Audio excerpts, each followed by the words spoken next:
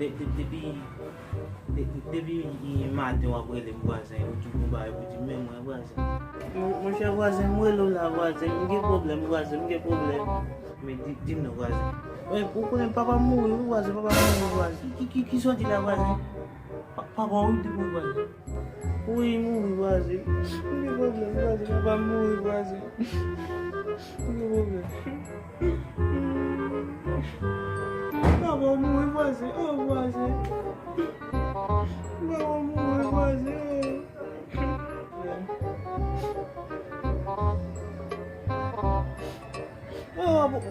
Abo kriye wazen, abo kriye. Ou gen an bon moun nou wazen, an bon moun. E fèm mad wazen, sa fèm mad nou. E ba wè la, e wazen, e ba wè. E blag moun pot ma fase wazen, ba moun wazen. Sok ma wazen, i ba moun wè. Mwen pou ek mdap gade sou sansi pou papa wazen. I ba moun wè. Koman sa wazen, mwen kompon, koman on blag wap fave, yon pou ek i ba moun wè, ou jimi moun wè wazen, anpe sa wazen. Pou mwen kita mwen konta la mwen kite nan tema pa moun. Eme, sou di la wazen, ou ta konta pa moun wazen. Ano mwen che wazen.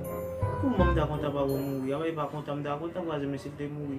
I ta pou wazen, vale bon moun ki moun wè.